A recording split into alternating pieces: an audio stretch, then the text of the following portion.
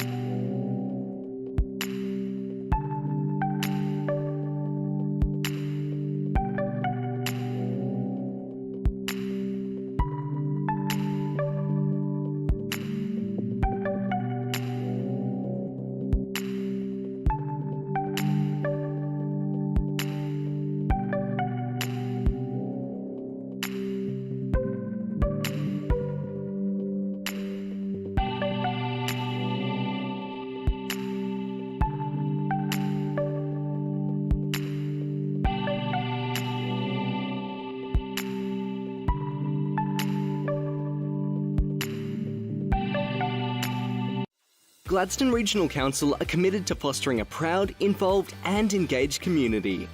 The Gladstone Regional Council Community Investment Program provides financial support to local community initiatives, projects and events which promote community connections, regional enhancements, community celebrations and community education. For more information on the Community Investment Program, visit gladstone.qld.gov.au. Gladstone Regional Council. Connect, innovate, diversify.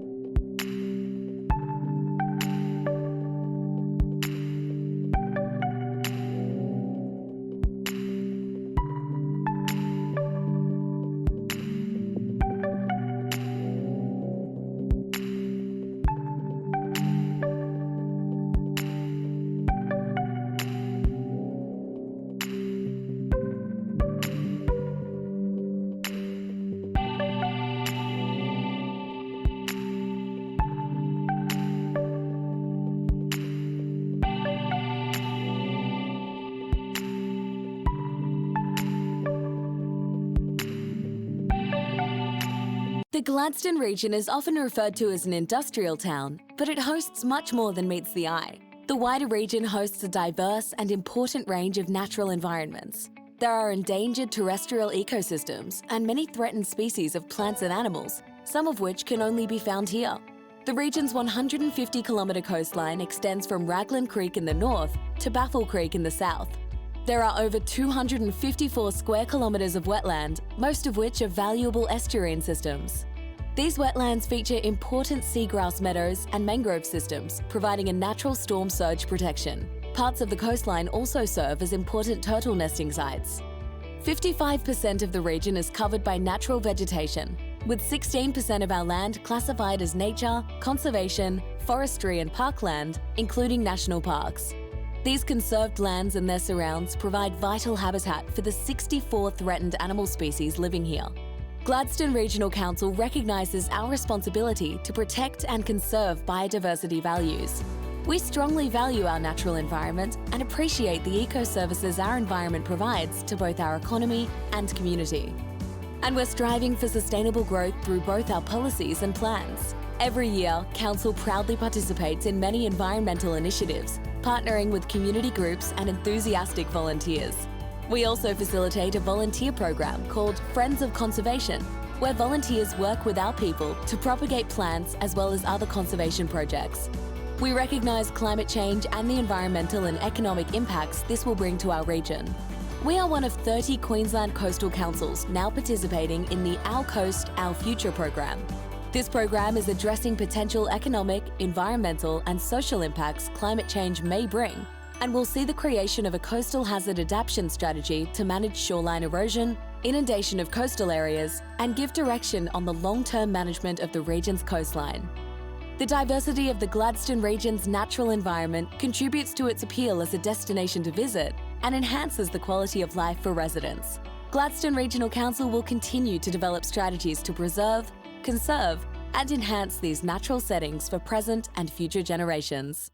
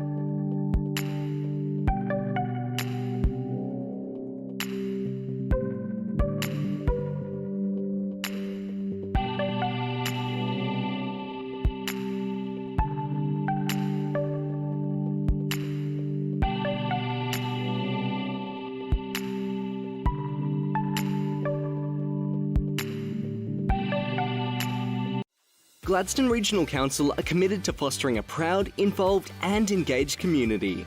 The Gladstone Regional Council Community Investment Program provides financial support to local community initiatives, projects and events which promote community connections, regional enhancements, community celebrations and community education. For more information on the Community Investment Program, visit gladstone.qld.gov.au. Gladstone Regional Council. Connect, innovate, diversify.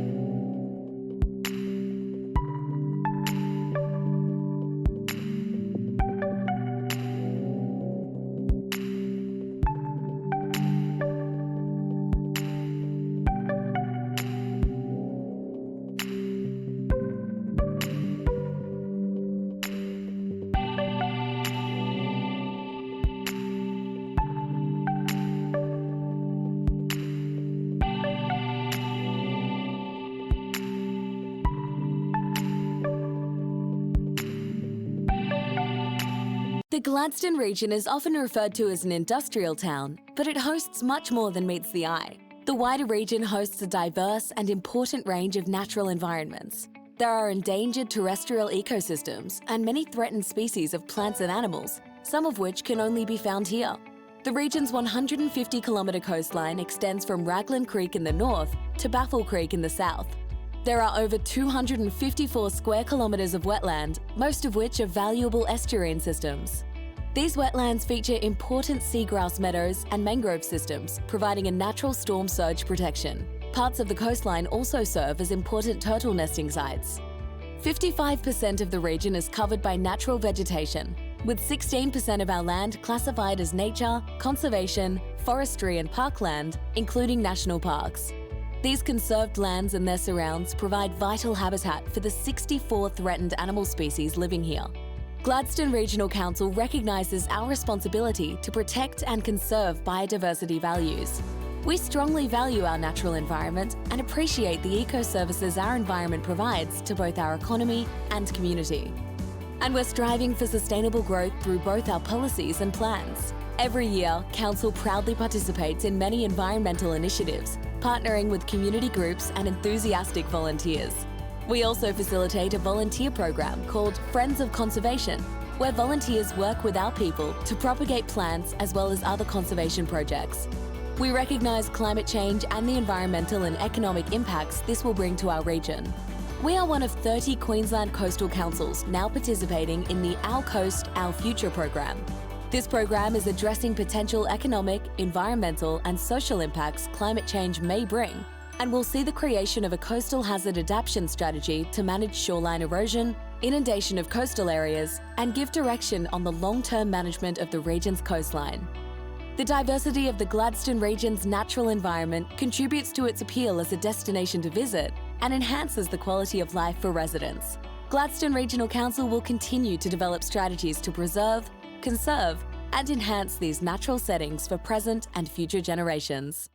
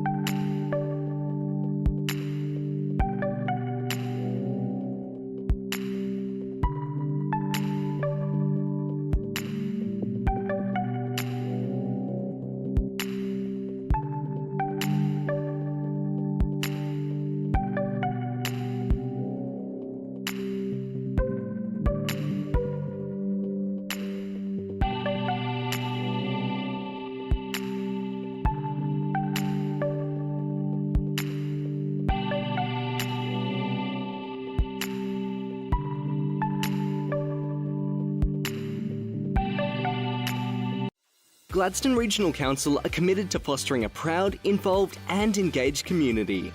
The Gladstone Regional Council Community Investment Program provides financial support to local community initiatives, projects and events which promote community connections, regional enhancements, community celebrations and community education. For more information on the Community Investment Program, visit gladstone.qld.gov.au. Gladstone Regional Council. Connect, innovate, diversify.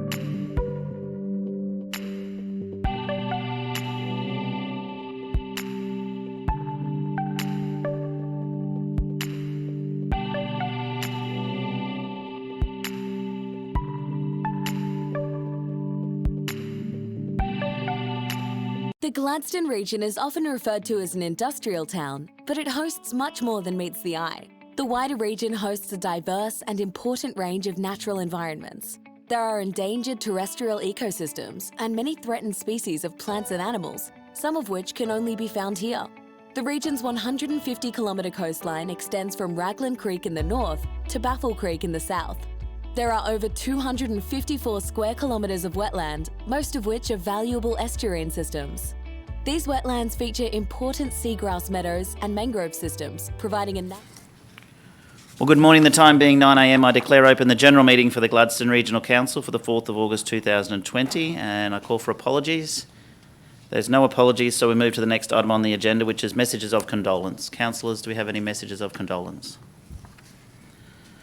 No, we'll move to the next item on the agenda, which is prior notifications of MPIs and conflicts of interest, and I have a couple of those. I'll start with Councillor O'Grady. Thank you, Mr Mayor. Yes, on item G 3.1, Councillor's leave of absence, I've applied to have leave of absence, which is the 6th of October, for personal reasons. Thanks for that. I will leave the room. And Councillor O'Grady will leave the room. Thank you. Councillors, other notifications of MPIs or conflicts of interest? Okay, councillors, I'd like to raise a possible conflict of interest, which is item G 3.2, which is a Local Government Association of Queensland annual conference. Obviously, the Mayor and Deputy Mayor and councillors always attend this conference, but I'm also the Central Queensland representative on the LGAQ Policy Executive and one of the board members on the LGAQ as well. So I'll declare a conflict in that, and I'll speak to Tanya. Because I'm on the board, does that make it an MPI, and should I leave the room while we decide on who our delegates are? I don't believe it's an MPI, but it's certainly a conflict. All right, it's a conflict of interest. Thanks for that. Lisa? Sorry, Mr Mayor, I'd suggest that you hand over to the Deputy Mayor for the councillors to determine whether you have a conflict and then how that's treated. Thanks for that. I'll hand over to you, Deputy Mayor. Thank you, Mr Mayor. Does anyone... So you're determined to stay in the room, obviously, yeah? Well, based on the advice from Tanya, I'm happy to stay in the room, but I'm happy to leave also if that's what councillors would like. So either way, it's, yeah, our peak body. So over to you. Thank you. Have we got any councillors that would like to move a motion? Councillor Trevor? I have a question, Deputy Mayor. Firstly, in relation to the conflict, do you receive any monetary benefit for serving on the board?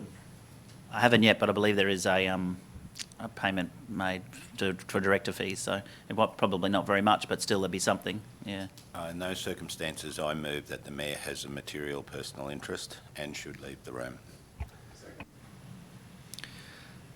Moved by Councillor Trevor, seconded by Councillor Hanson. Is there any other commentary from any other councillors before we put the motion? Before you put the vote, that's fine. I'll leave the room. I'm not going to have that be put to a vote. Thank you. I'll leave the room. Hand it back to you, Mr Mayor. Thank you, Deputy Mayor. Excuse me, Mayor, sorry. On the basis of the council's opinions that it may be a material personal interest, would you like to declare that as a material personal interest? Yeah, I'll declare, and I'd also like to see clarity from our legal advice. So for next time, because this will come up often, LGAQ is our peak body, and I'm on the board and I represent Central Queensland and Queensland on that board, so I need to know if that is an MPI. And I hear what Councillor Trevor's saying, because there's a reimbursement or something along those lines. Honestly, I'd have no idea how much it is, but probably won't be much. But it is anything. If it's $100 or $500, it's a reimbursement, or it's a fee. Yep. Mr Mayor, how would... The item in question before us is to determine who and how many delegates or observers we send to the conference, which we send every single year, which every single council in Queensland, I believe, all 77 Queensland councils make the same determination every single year. It's the peak body, the peak conference, where we determine how we lobby state and federal governments for what our communities need. How does that reflect on whatever fees that you might receive as a director? The fact that you're representing not only Gladstone but the entire Central Queensland region on the board of the peak body of local government in Queensland is only of benefit to our community. So I'm not really sure how that... Can you clarify that? Point of order, Mayor Matt. Yeah. You accept my point of order? Yeah, absolutely. Thank you for that. Now, I understand where Councillor Goodluck is coming from, but my point of order is that there was actually a motion that was put, which was seconded, and resultantly you as the chair have that arbitrary right to determine whether you want to stay in here or you don't want to stay in here. It was more a matter that we have a motion of the council at this stage, and now I hear Councillor Goodluck wanting to put forward, and I understand wholeheartedly what he wants to actually indicate or debate. I think the determination in good governance is whether you're going to accept the motion that was put before the forum and seconded, or if the mover of the motion is prepared to withdraw the motion and the second to withdraw the motion, and we can get on with business. Otherwise, it becomes a debate based on what Councillor Goodluck is wanting to advocate for. With respect, I'm not debating anything. I'm just asking a question because I don't know the answer. So, in my view, that was a pretty valid question. Yeah. Look, what we'll do is, because I don't know the answer to that question either, Matt, I'll I'll put a seek point of order. Are advice. you accepting my point of order or not at this stage? Because Yes, we've but got a I'm not- motion currently before us. We don't have a motion because it's my decision. A motion was put and seconded, and I, as the person who the conflict may be about, have decided I'll leave the room, so there's no need for a vote on that motion. And I will leave, and what I would like is for Tanya and Bernadette to seek clarification about that, because I'm also on the board of directors for the Australian Local Government Association, and in a number of weeks we'll be making a decision on whether we send councillors to the National General Assembly Roads Congress, which, as a member of the Australian Local Government Association Board, I again would have the same conflict or material personal interest. So I need clarification on my representation on that board, whether for future, and I'm happy to leave today. This is LGAQ. I'm sure councillors will make the right decision one way or another, and I'll leave it at that. But I hear what you're saying, Councillor Churchill. I think we'll just move to the next item on the agenda, if that's all right. Is there any other MPIs or conflicts of interest? Mr Mayor, can I maybe just check with Tanya, just because we did have a motion that was seconded, does the mover of the motion, as Councillor Churchill pointed out, need to agree for that motion to be withdrawn? Because I believe technically that's probably correct. Yeah, I believe so, in accordance with our meeting procedures. That would be appropriate. Why would someone need to withdraw a motion if there's nothing to vote on, if I'm going to leave the room? But anyway, I'll ask Councillor Trevor, you're happy to withdraw? Mayor, I'm happy to withdraw the motion. I didn't draft this legislation, but it casts a very wide net, and I've always formed the view that since this legislation was promulgated, I would stand ready and able to assist my fellow councillors and myself from a trap that we know or ought to know about, but don't know about. That's the problem with this legislation. It is the net is cast so wide that perhaps the drafters need to look at some regulatory amendments so that we can all move forward with business as usual without having to continually watch our own backs and the backs of other councillors in relation to this legislation. I'm happy to withdraw. The only reason I did it was for your protection, because sometimes we as human beings are fallible and we miss these things. And I've always tried to be vigilant in making sure that not only myself but other councillors don't fall into the trap of a situation that was totally not seen, but obviously in this case it's a classic example of where we can go wrong really quickly through no fault of our own, other than that the legislation is very, very wide in its terms. Thank you, and I see the situation. Councillor Hanson, you're happy to withdraw as well? Happy to withdraw the seconding of that motion, Mr Mayor. And it would be an interesting situation if the other boards of directors or policy executive aren't able to attend the conference when you say the president, Mark Jemison from Sunshine Coast, for some reason he wasn't able to attend the annual conference that he's the president of. Been interesting. It's a very valid point, and it'll be interesting to see what happens to the other 77 or the other divisional representatives around the state. Can I just go back? Thank you for accepting that point of order, but I think also at the same time, never would I ever have any intentions of muzzling Councillor Goodluck in his endeavour to be able to become more informed in his decision making. So with all due respect now, Mayor Matt, would you be prepared to accept Councillor Goodluck's question that he rightfully asked in relation to that particular point? Because I think we need to have an understanding, because you're actually our appointed representative by this council and every other local government in central Queensland by a resolution of council to be our representative on the LGAQ. Yeah, I know, which is crazy. So I need to get something in writing from the department. So I think what Councillor Trevor was saying as well, the drafters of the legislation cast a wide net, and I think they need to, if the representative for Central Queensland or any representative on the policy executive or a board member of LGAQ can't attend or can't vote on whether they can attend a state conference, it's a bit ridiculous. But I understand where Councillor Trevor's coming from. Though. Sorry? It's not that you can't attend, it's just the vote. Can't vote, but Yeah. it's a bit silly. It's got nothing to do with you're not attending. that'll happen later. And you councillors will decide that while I'm out the room. I'll move to the next item on the agenda if there's no further conflicts of interest or MPIs. Thank you. The next item on the agenda is the Mayor's Statement, and the Mayor's Statement this week I'd like to start by discussing our Gladstone Region Drought Appeal. We've started dispersing the funds from the Gladstone Region Drought Appeal. I was in Rosedale yesterday with the team from the Salvation Army, and we started handing out the cheques, or the EFT of $500 per Gladstone Region primary producer. So at this point in time, round one will be $500 for every primary producer that expresses puts in an expression of interest, and then if there's funds left after that, there'll be a round two. So just so they could get the cheques out, we were not sure how many people would actually have applied. So those primary producers in the Gladstone region, you have until this Friday. There are roadshows going on around the region. There is one today in Bullion in the Boyne Valley, tomorrow in Miriamvale. I know Councillor Churchill's going to that. We have Calliope the following day, and then Mount Larkham at the Mount Larkham Hall the day after that, which I believe would be Friday. So Monday, Tuesday, Wednesday, Thursday, Friday. That's right. One every day this week. So encourage our primary producers to get that expression of interest in. It's $500 in your bank straight away. And if there's round two, there'll be more cash coming to you. You've just got to be an eligible primary producer in the Gladstone region. And again, I'll thank our Gladstone region community for supporting that fundraiser that we had last year. Our major industry partners who put cash in as well, and of course the Salvation Army who topped it up to $40,000.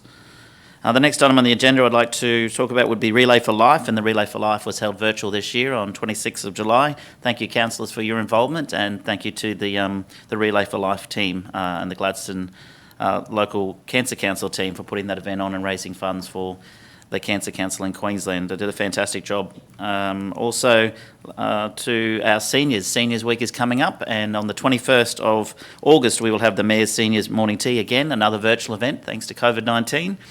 So we're encouraging our seniors to get involved in that, and we'll also be live streaming our virtual Mayor's Morning Tea to our nursing homes and retirement villages across the region on the 21st of August.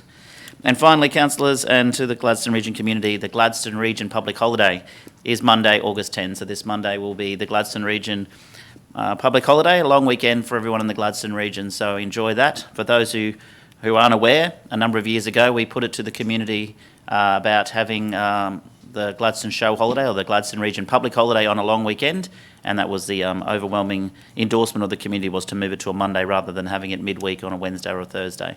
And so the decision of the council was made to align our Gladstone Region public holiday with the ECA, and the Monday of the ECA is the show holiday for the Gladstone Region from now on. So this weekend, long weekend, councillors and community, I hope you enjoy that. We'll move to the next item on the agenda, which is the confirmation of the minutes. And G2.1 is a confirmation of the general meeting minutes for the 21st of July 2020. Move Councillor Churchill. Seconded Councillor Trevor. Any business arising? No business arising, you put the motion. All in favour? Motion's carried. The next item on the agenda is G3.1, which is the officers' reports regarding the leave of absence, and I'll hand to the CEO. Councillor O'Grady is leaving the room. Thank you. Over to you, Tanya. Thank you, Mayor. We've received a request of leave of absence from Councillor O'Grady. Council's meeting procedures policy requires that a councillor must seek a leave of absence from a general or committee meeting where a councillor cannot attend for a private reason. Councillor Trevor, happy to move that? Thank you. Move Councillor Trevor, second Councillor Muscat, that leave of absence be granted. All in favour? That's carried. We'll wait for Councillor O'Grady to back in the room. And while she's coming back in the room, I'll declare the material personal interest in G3.2 and hand to the Deputy Mayor. Thank you. Thank you, Mayor Matt. Over to you, Carly. Thank you. Good morning. So the report before you today is to confirm councillor attendance at the annual conference of the LGAQ to be held 19th to the 24th of October. The Local Government Association of Queensland is the Queensland Council's peak body. Consideration is to be given to who the 2 council delegates who are already paid for as part of our annual subscription will be, and they'll hold the voting rights for the conference. And in addition, any consideration for any additional councillor attendance. Probably just a couple of things things to note. The recommendation there does have space for 3 councillor names, but in hindsight, it's probably only recommended to have a maximum of 2 additional names so that you can ensure that you've got a quorum left here. Or alternatively, you'd need to move the council meeting to a different date, because whilst the conference is one of our standard council meetings. And so the quorum you'd need to obviously have back here is 5. Also, additionally to that, the conference organisers have put a cap on attendance numbers this year due to COVID. So it's probably something that should also be considered around the number of people that we send, so that all councils can be involved. Over to you. Thank you, Carly. I think from my understanding, there was a CQ Rock, was it, Lisa, or an IQ Rap meeting or something that the Mayor and I are on, which we did discuss at the same time. Was it CQ Rock? It is proposed to hold a CQ Rock meeting if members are all in attendance at the meeting, and there's also potentially the bigger Alliance of Councils opportunity to meet as well. So yes, that's correct. Yeah. So that must be why I suspect the recommendation as the Mayor and I as the delegates, but Council's obviously able to make a different decision subject to you guys. So is there any questions or queries for the officer? I just wanted to get one point of clarification, Mr. Chair. Carly, you indicated then, be it whatever the outcome might be, if there's going to be 4 elected representatives attend the state conference, that we would have the bare minimum of 5 elected members in the region for a quorum. So my question is twofold, I suppose, is that cuts it very fine if those 5 that are still remaining here for that whole week to ensure that there's a quorum for any decision making is very fine. If one of those 5 happens to be, for whatever reason, unavailable, falls ill for a period of time. So it's pretty close to the skin. The other question would, in light of that circumstance, in my, I suppose, considerations or deliberations, is that if that was to occur, and again, that's speculation, but if that was to occur, could any one of the authorised elected members who will come out of this resolution, can they, by virtue of the COVID requirements, participate in by Zoom in relation to a council meeting or council decision making? Yes, Councillor Churchill, that would be possible. Thank you. I think, we don't have to send any observers if we don't want. We've obviously got to send our 2 delegates. For myself, as I stated before, the LGAQ is the peak body, which we all know, of local government in Queensland. I always personally get a lot of value out of attending the LGAQ conference. I enjoy the process of the debate. I enjoy seeing the challenges and the way that other councils and councillors and officers and CEOs are facing those challenges within their respective communities. You'll have a lot of the smaller Western councils, some of which have only 25 ratepayers, and the challenges that they face as a local government are vastly different to our own. And then you've got the bigger councils such as Brisbane and Gold Coast, and once again, their challenges are greatly different to what we face, and it's very interesting to see and hear the process of that debate. So I think it's well worth sending councillors there. As I said, I always get a lot of value out of that conference, but it's up to councillors who we want to send and how many. We can always also move the meeting if we decide, Councillor Churchill, because as you've pointed out, if there's only 5 people, you might have 1 or 2 people out of the room for a conflict, and all of a sudden you've got to deal with that. So does anyone have any interest in attending the conference as an observer? Councillor? Yes, I have some interest. Thank you, Deputy Mayor. Thank you. I expressed interest last year, and unfortunately I was too late, so I'd like to attend this year if possible. Thank you. I'd also like to attend myself. Being new to council, I think it provides me with a better understanding of council work and how other regions handle various things, as you say. I think there's a professional growth aspect to this as well. So, I would like to be considered as well. Thank you.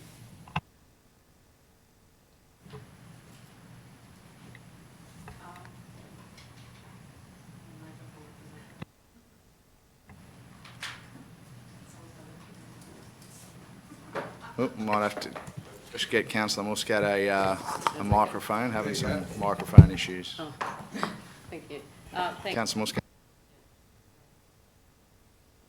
Oh, there you go. I have expressed interest in going, but as you said, Councillor Goodluck, it is a great opportunity to go. I did attend last year, so, and as a new councillor, I think it's a great thing for also the new councillors. So seeing if we're only going to send 2, I'd be happy to withdraw my intention in order for other people to go. Councillor Trevor. Thanks, Deputy Mayor. I support the commentary from Councillor Glenn Churchill in relation to the situation regarding the quorum. I know our meeting procedure policy, section 6.1.2, allows us to have people to dial in, and whatever happens today, if there's more than one going, other than our 2 delegates, certainly that avenue needs to be looked at very closely as soon as possible. My only comment in relation, and my only comment in relation to this is that if there's more than 3 going, my personal belief, it's not a good look in the middle of a pandemic for lots of us toddling off to the Gold Coast for a conference. I think common sense should prevail, and that we should only send the 2 delegates plus 1.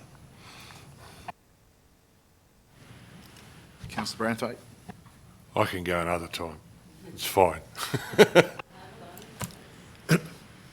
Councillor Churchill. Yeah, thanks for that, Deputy Mayor. Can I just make a quick comment? I think having attended probably 12 of these local government conferences, I totally agree. It is a great professional development, but I suppose having spent a bit of time, as we all have in local government, and understanding the community feelings at the moment, and we take into consideration the community safety, I've developed a bit of an intuition, and it's difficult to be able to put it into words, which is unusual for me not to be able to express an opinion in words, but I want to be comforted that with the obvious signs out there at the moment, 19th to the 24th of October, that this state conference, in a new world of decision-making, that our people who will be attending this conference, whoever they may be with the decision, that they will be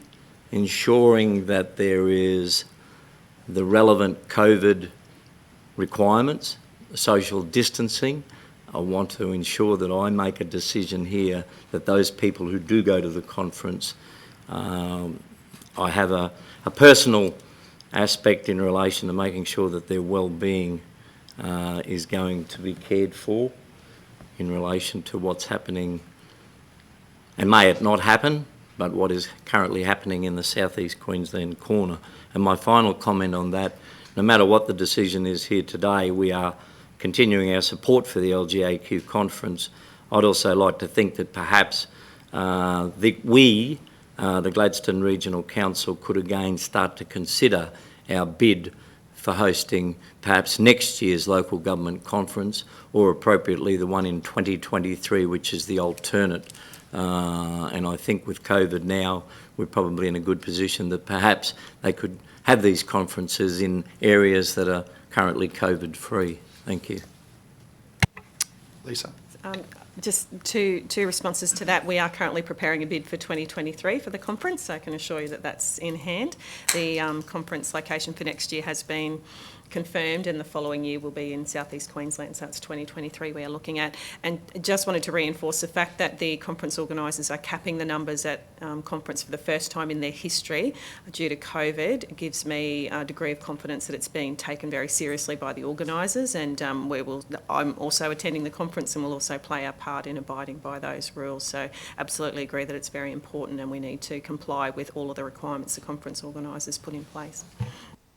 I've got no, given that the LGAQ will have likely every mayor and a number of councillors, ministers, sometimes even the Premier, you know, so they, as you'd be well aware, Councillor Churchill, the LGAQ would be complying with all health directives, and between now and October, when the conference is held, there may be changes that we have to deal with then as well. Did you have, Councillor Trevor, did you have any? Councillor Natalia was before me, I believe. Sorry, Councillor. But I would love to say something.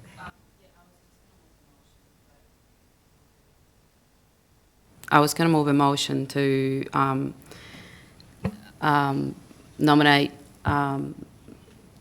yourself, Councillor Goodluck, and the Mayor, and Councillor Desley and Councillor Braithwaite as their nominations, as they express interest in going.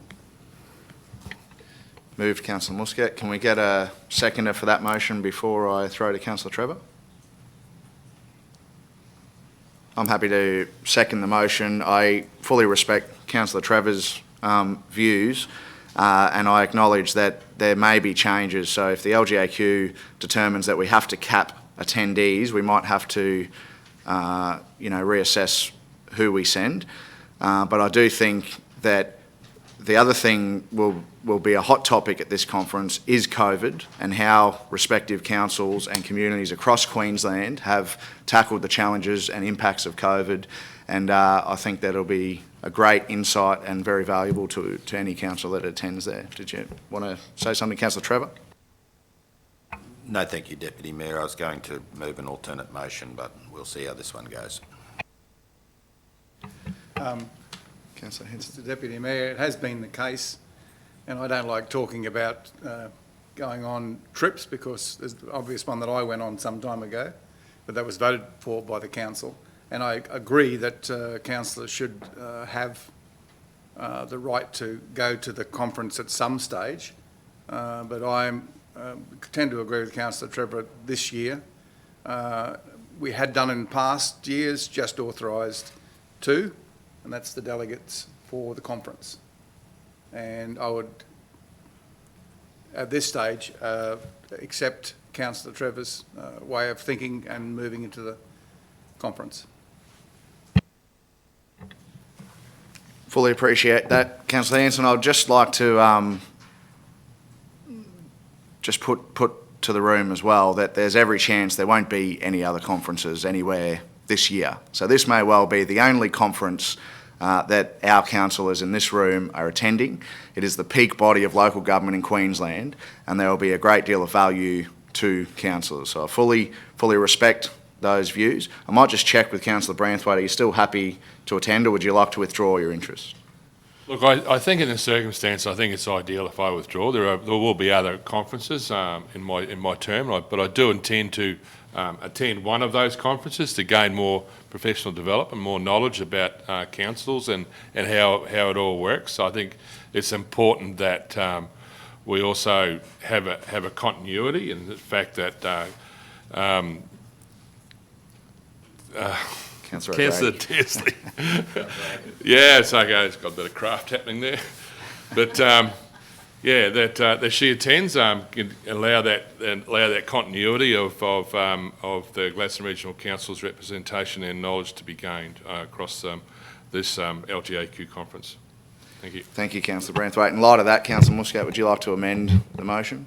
Well, regrettably, I will. I believe that we have 2 interested, capable councillors that want to attend to this conference. This is a great opportunity for both of them.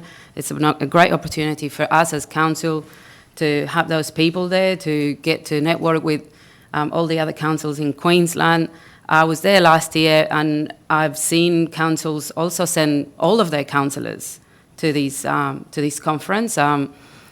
I think if there's anything that is worthy of our time, it's one of those things is this conference. So I'm sorry that you choose to go that way, but I would have loved for you to go as a new councillor and experience what it is to be an LGAQ conference.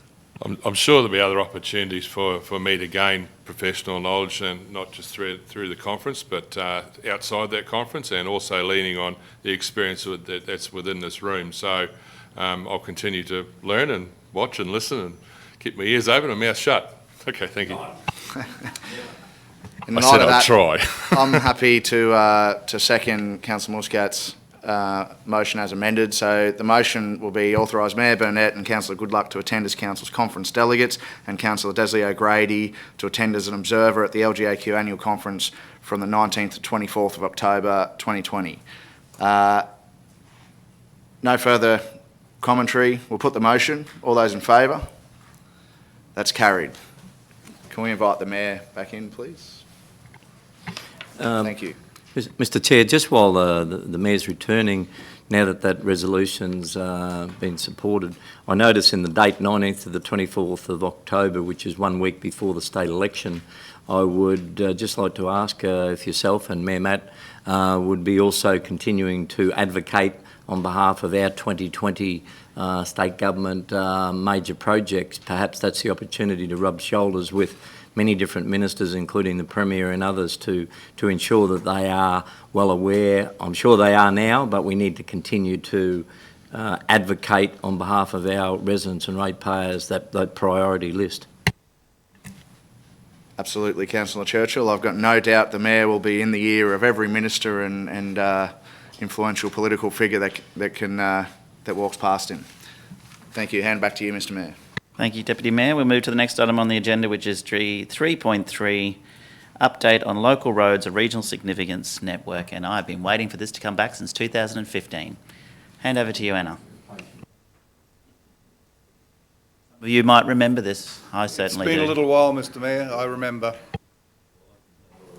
I've brought along with me Niels Kloppers, the Manager of Performance and Monitoring. This is his area of expertise. I'll hand over to him to present the report.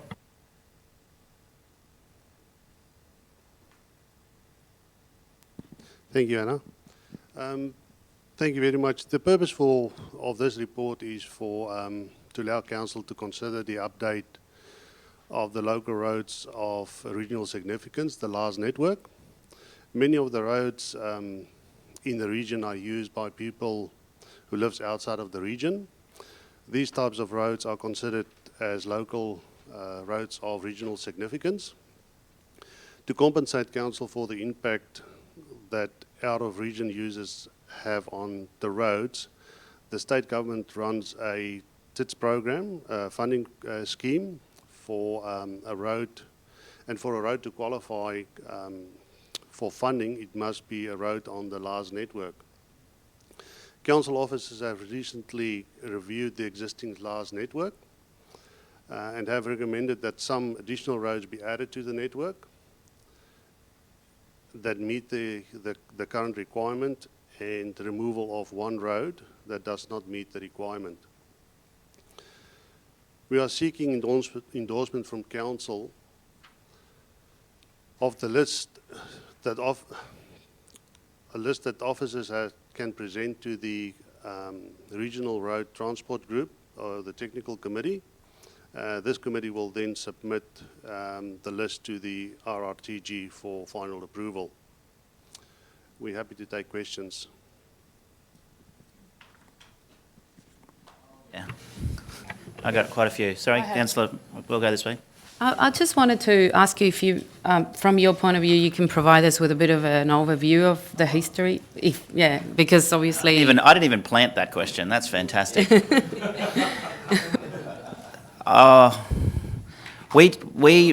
We reduced our LGAQ road network in 2015, and I voted against it for a very good reason, because what happens is you reduce your road network that you can do exactly what Neil said, apply your TIDS funding to. And in the last couple of years, we've had issues where we haven't necessarily had the projects on the roads we've got in our network to be able to spend our TIDS money, which is outrageous. So before we adopt this today, I've got the 2015 report.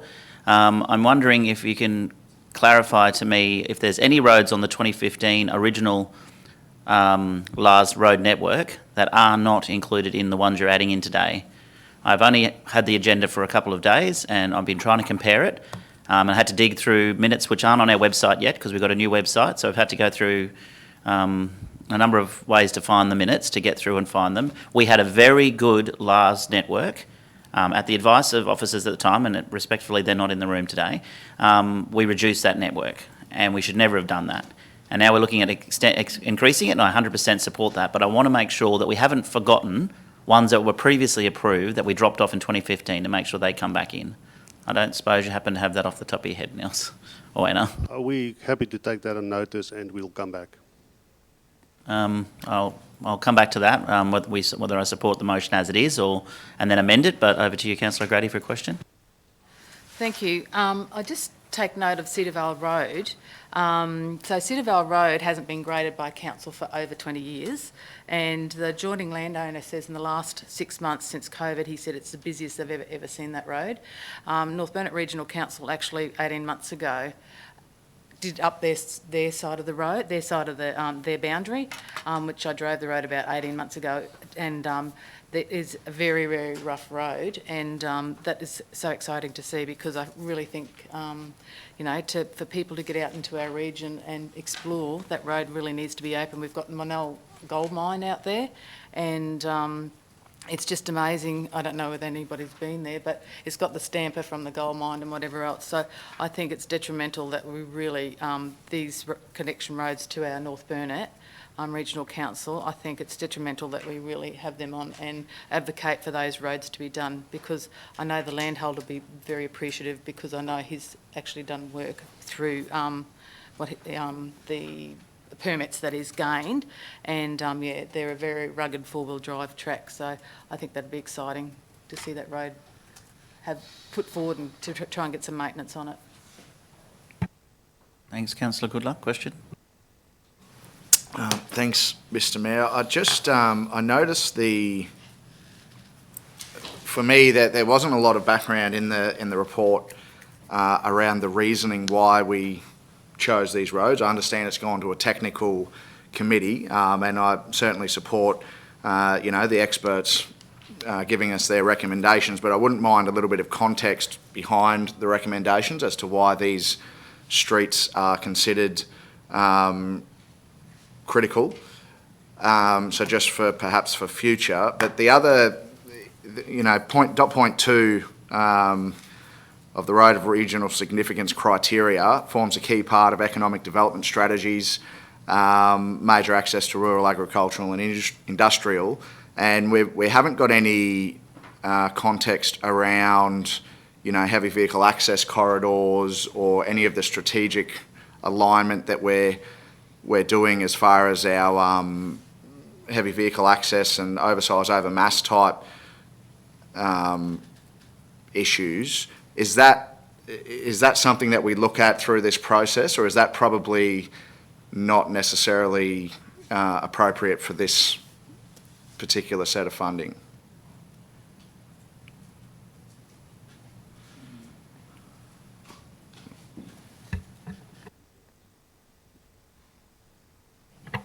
Yeah, so in terms of the background, it's dictated to us what constitutes a local road of regional significance, and they're the dot points 1 to 7. So essentially we apply that filter over our road network to identify additional roads that we do believe comply with that criteria that we can then add in. So it does look at some of those transport routes and transport hubs. If there are particular roads that you think should be included in the list, if you could let us know, we can then run the filter over it to see whether or not we can get those roads included.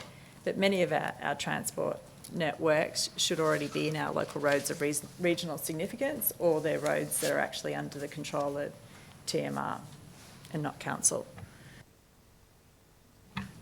Thank you. I suppose just and I understand, I support that. I suppose I just would have liked a little bit of context from the technical committee, I suppose, around why, for example, Bloomfield Street or, Drennan Drive, Morris Avenue, whichever, and how the technical committee sees that they fit with that criteria, and what it is that road, the reasons why it should be a road of regional significance.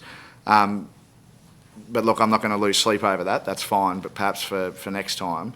But so with respect to, the heavy vehicle access corridors and that type of work that we're looking at, is that taken into consideration in these roads that we've picked to add to the RTG? That's all I'm sort of looking for. If not, is there any way that we can, extend that to look at those strategic priorities that we've got in that space and make sure that we're taking that into consideration, particularly when I hear the Mayor say that he's been waiting for this report for 15 years. Since 2015. Oh, sorry, 2015. There we go, 5 years. So I suppose we need to make sure we've got the right roads in the list. Has that work taken place, or is there potential that we can do that work and put it into consideration?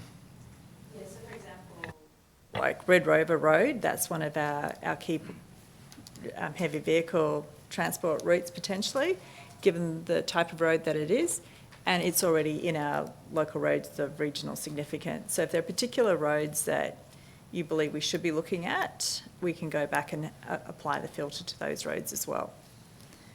Can I start then? All right. Aerodrome Road, Agnes Street, Agnes Water, Auckland Street, Awonga Dam Road, Bicentennial Drive, Blackman's Gap Road, Blaine Drive, Bowles Street, Booth Avenue, Breslin Street, Kalamunda Drive, Calliope River Road, Canoe Point Road, Captain Cook Drive, Centenary Drive, Clifton Road, Coronation Drive, Cremorne Drive, Dalrymple Drive, Deepwater Road, Derby Street. Maybe I might Yeah, just I can need give to you the list if you interrupt. like, because these are all roads that technically can, or once upon a time could meet the Lars Road network. And I think we just need to be a bit more. They are on the existing road. I was just going to clarify, this attachment that I've got open now is the complete list, and I was going Yellow through as ones you were are speaking. yeah. The yellow ones are the ones we're adding, the other ones are already on the list. Is Okay. that correct? So they are all there, Red Rover, So all of those. Yeah. which ones I need to find out which were dropped off in 2015 to get them put back on. We should never have dropped them off in the first place. So I'm happy to put the motion that we include these and any that was dropped off in 2015, or do I get a further report that's not going to take 6 years to add those roads back in? Just, we need to make sure that they met the criteria, so I think... Well, CEO, we can put the list forward, the Regional Roads Group make the final decision. So why wouldn't we put forward every road that we believe possibly could make the criteria and let the Regional Roads Group make that decision? This is what our problem was last time. We put forward a short list and withdrew names, and of course the Regional Roads Group, headed up by Main Roads, are going to accept whatever we put forward. If we got some that might not make it, they might just make it on. And we're better off to have them on the list than not on the list.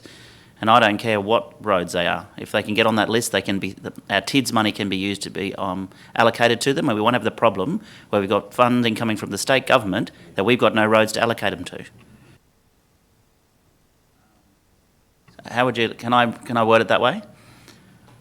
I'd like to support the officer's recommendation with the roads that are currently considered, and that we add any roads that were dropped off in 2015 following the officer's report then. Thank you. Question, Councillor Goodluck? I'm happy to second your motion, Mr Mayor, and I've just got another question on another topic, if you're... Fire away. Thank you. I just have a query in regards to the state-controlled roads on the list. Notwithstanding those roads are, very important, but this is essentially state funding which is provided to councils to help us maintain and upgrade regional roads of significance. How often do we end up spending that money on state-controlled roads? Is that something that happens?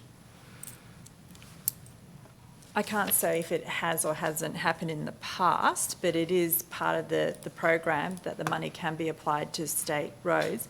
But we're typically the body that puts forward the roads that we would like the funding to be spent on, and we're generally taking them from our capital works program. So where we've identified works that needs to be done on those particular roads, we will put forward them and nominate them, and they typically take up the bulk of the money that we have available under our TIDS allocation anyway.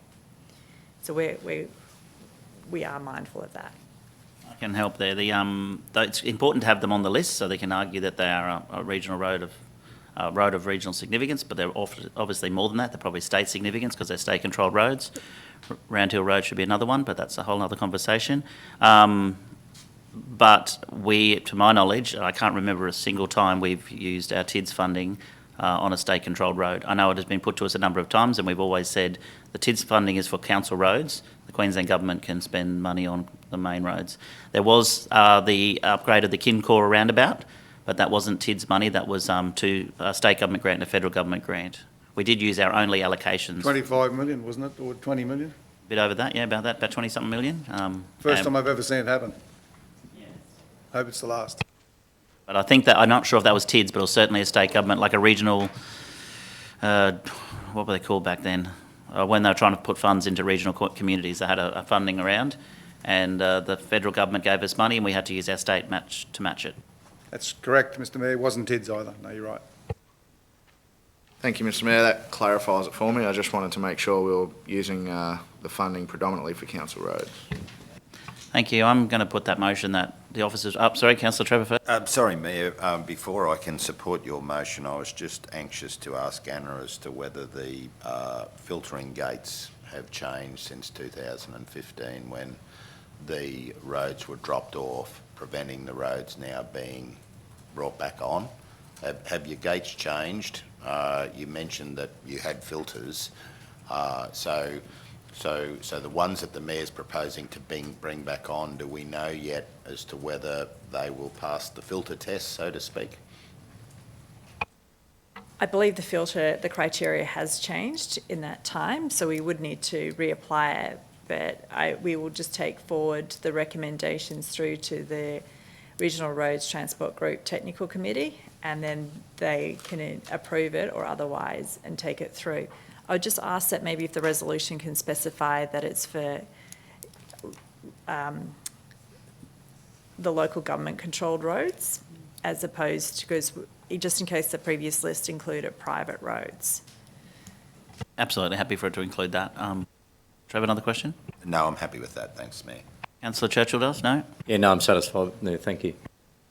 Mr Mayor, what's the process for the technical group, though? When it gets to the technical group, the voting is just from the councillors that are on that group, isn't it? So if it's endorsed by council here, it's surely to be endorsed by the technical group, because we have two members on that, two council members on that. The technical committee is only officers, and then we put forward the recommendation that goes up to the actual group, which the councillors are members of. Yeah, sorry. With all due respect to the officers or the experts, if we make a decision today that we put forward a list to go to the Regional Roads and Transport Group, that's where I would like it to go. And I'm happy for the Transport Technical Committee to put forward any commentary they'd like to go with that, but the decision will be of this council to the Regional Roads and Transport Group, and they can make that decision. And hopefully they endorse our roads. We have a very large network we can spend it on right across the region, and we won't come into the problem again where we have state government giving us funding for TIDS and us not necessarily having projects to be able to allocate it to. I'm going to put the motion second by the Deputy Mayor. All in favour? The motion's carried. Thank you. Next item on the agenda, which is... we're nearly done. Deputations. Tanya, no deputations? Final report, operational final report, Mayor. We do too. Sorry, I missed that one. It's tucked in there. G3.4, which is the 2019-20 operational plan final report. Over to the General Manager of Strategic Asset Performance, Carly Quinn. Good morning. So today's report is the final... Sorry, I gave you the wrong name. That's okay. Yeah, but that's okay. I've got a few different names on these today. I know you know who I am. So today's report is the final report for the financial year for the operational plan. During the final quarter, we had 34 additional items completed, creating a total of 64% overall completion rate, or a total of 65 items. Of the 37 items not complete, 32% of these are 80% complete or higher, and 40% of them are anticipated to be completed within this current first quarter. Notable successes of the last financial year are the development and implementation of a diversity and inclusion framework, implementation of our visitor economy strategy, launch of the customer experience plan, development of the investment decision framework, development of our internal communications plan, commencement of our transformation program office, development of our strategic planning framework, development and implementation of an environment and conservation strategy, creation of demand models for sustainable water management strategy, and implementation of our return to insourcing plan. The report also details some community benefits and outcomes also from the past 12 months, which have been driven through our transformation program on page 6. Any questions? Thank you. Questions to the General Manager, please.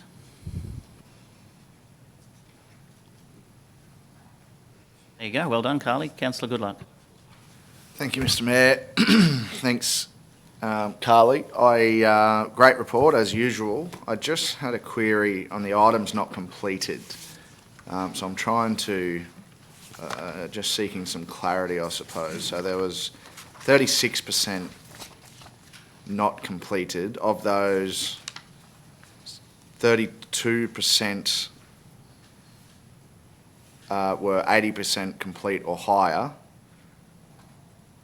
And then 40% of the items have an anticipated completion within 2020-2021. So I suppose, can you give me a figure of, are we going to achieve that 36% in this following year, or are we only, what percentage are we going to complete in the following year? Am I making sense there? It wasn't quite clear to me how much of that. Are we going to achieve that 100% in the next 12 months, or is there still going to be a percentage of items that are unable to be completed for whatever reasons?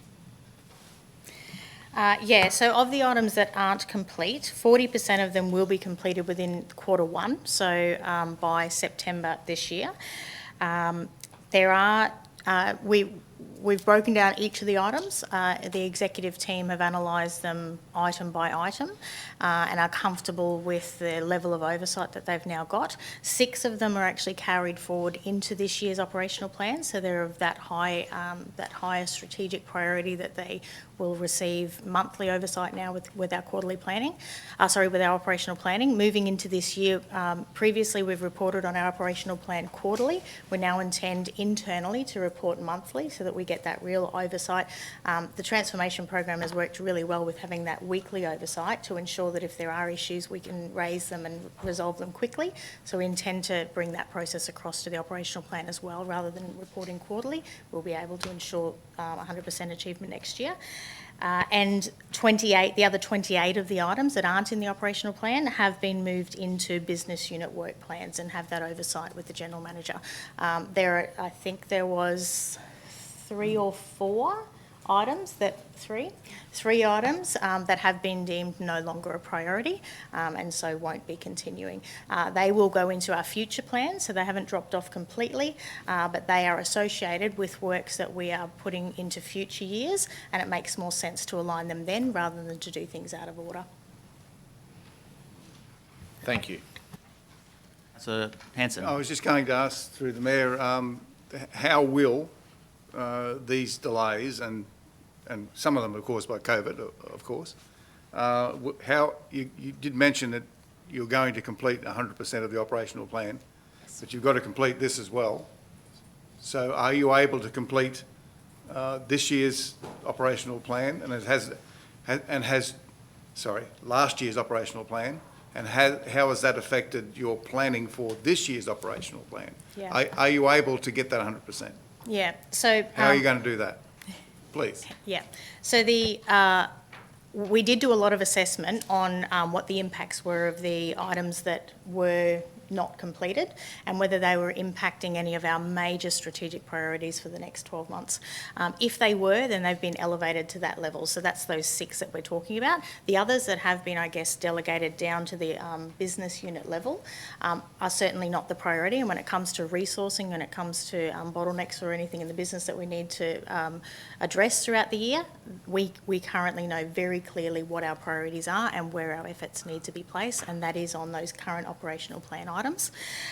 If they've been moved to a business unit level, then it actually means that they don't have that overarching impact across the business. They're probably something that can, if it doesn't occur, then it's not as important, whereas the ones that have been raised to the operational plan level will impact the rest of the business if they don't proceed. So that is where our focus needs to be.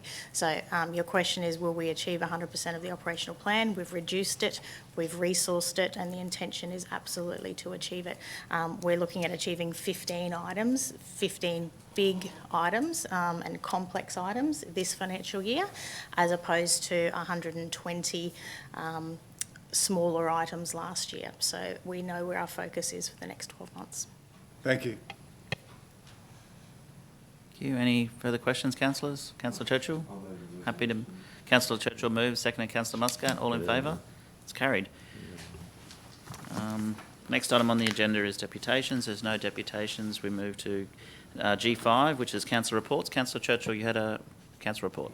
Yeah, thanks very much for that, Mayor Matt. Just a brief one as such. I haven't had time to do a report on it as such because I attended the Youth Council meeting last night, as we all do on a regular basis. And just a couple of quick points from, and I was inspired and probably extremely proud of our Youth Council last night, because whilst they may very well be technologically savvy, there was pretty well a full house in COVID restrictions, social distancing and everything else. But to see pretty well a full committee there last night and their interactive discussions, it was, as I said, I was inspired and I was extremely proud. But a couple of points in that was that they've been very active with our officers in relation to the Cassie Lives skate park consultation, and that will continue. And I know all of us as elected members have attended those various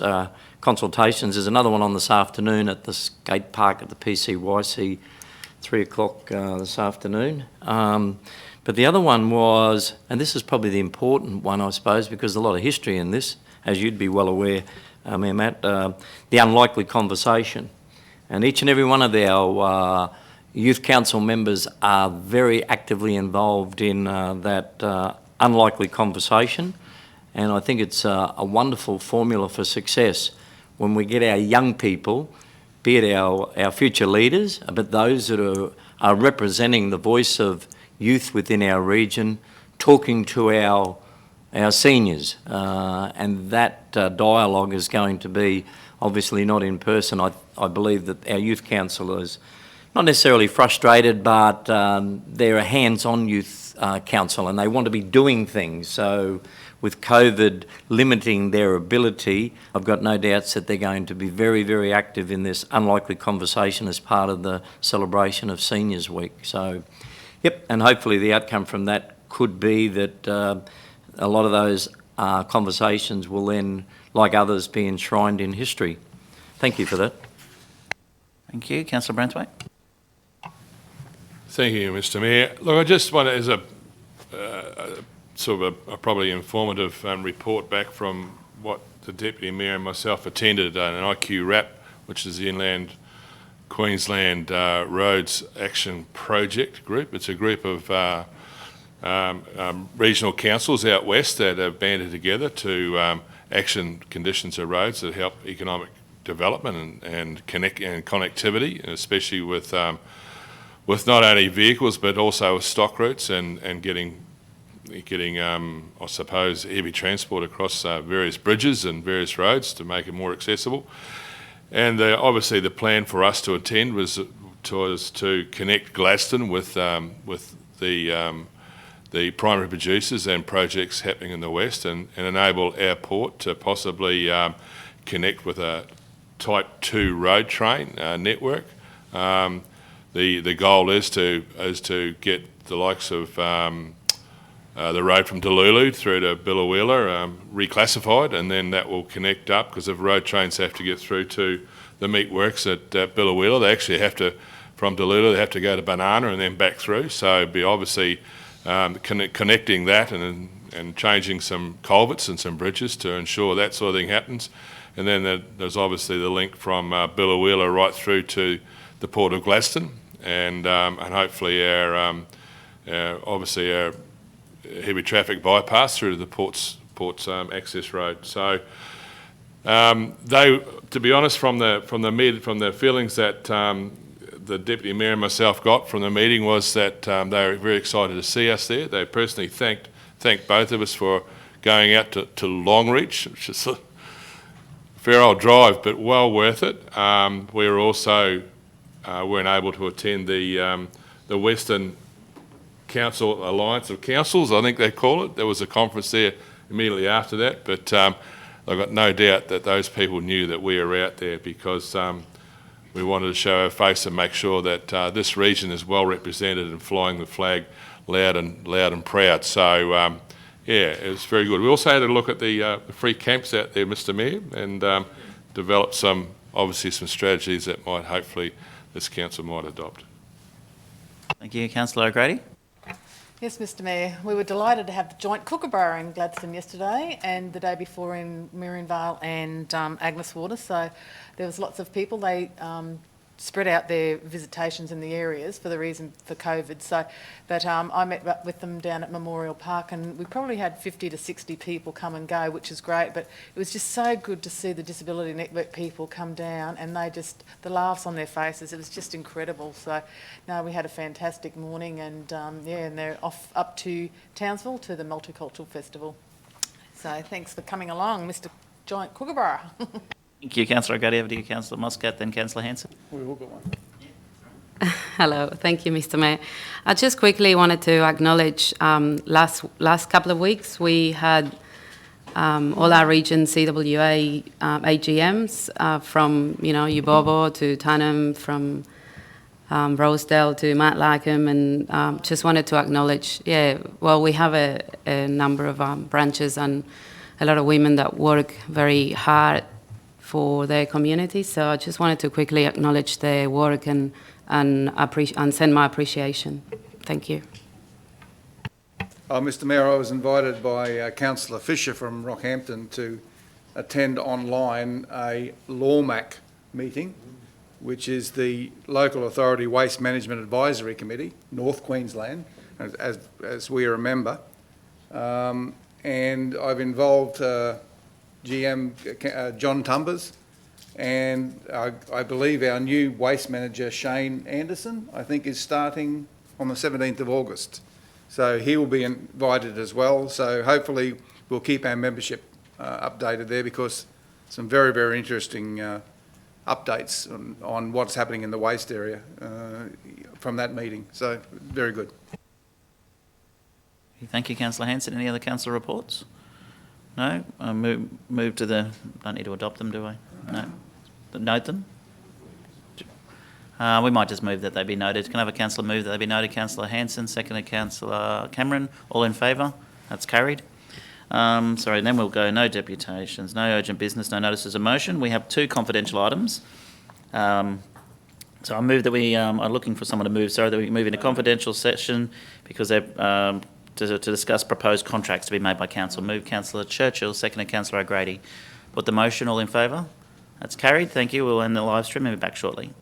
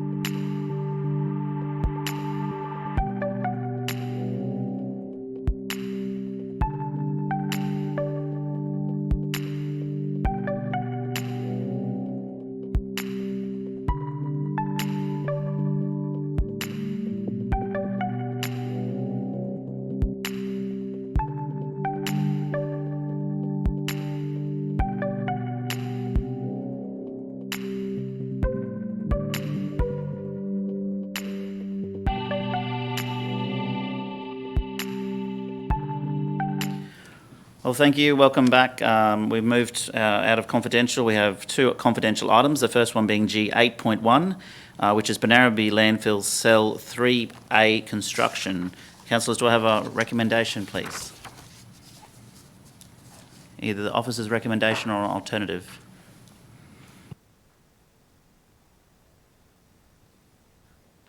Yes, Councillor Trevor. Thank you, Mayor. I move that Council accept the tender from the trustee for Bloomfield Family Trust trading as Bloomfield Excavations for tender 260/20 Banarabi Landfill Cell 3A construction, and that the Chief Executive Officer be authorised to enter a contract with the trustee for Bloomfield Family Trust trading as Bloomfield Excavations for tender 260/20 Banarabi Landfill Cell 3A construction. And we'll need a reason for accepting an alternative recommendation to the officers, please. The reason, Mayor, is that price has always weighed heavily on my mind, but it weighs more heavily in today's circumstances, particularly given the uncertain times surrounding COVID. And in addition to that, I believe that because of COVID, supporting local tenderers is of utmost importance to this community to derive economic benefit and to protect jobs locally. Thank you, Councillor Trevor. Seconded Councillor Hanson. That's all right. There's two seconders. Well, I'll take the first one I saw, which was Councillor Hanson. I put the motion. All in favour? Those against? The motion is carried. We'll move to the next item on the agenda, which is G8.2, consideration of the Gladstone Area Water Board pricing options. Deputy Mayor has a motion. I'd like to move the Council respond to the Gladstone Area Water Board advising that it does not accept either of the offers provided with respect to pricing, as these do not align to the rate freeze that Council sought. Thank you. Second, Councillor Muscat. I put that motion as on the screen. It's the officer's recommendation.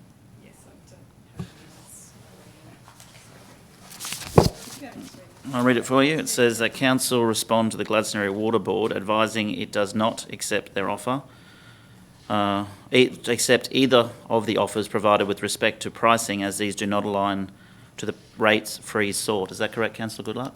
Thank you. And the seconder? Put the motion. All in favour? The motion is carried. Thank you, councillors. Thank you. Thank you. A division is called. All in favour? For the minutes show that Deputy Mayor Goodluck, Councillors Branthwaite, Trevor, O'Grady, Cameron, Muscat, Hanson, Churchill and myself voted in favour. That is a unanimous decision. And thank you, councillors, for their time. Thank you, officers. And I'll declare the meeting closed at 12:25 p.m. Thank you.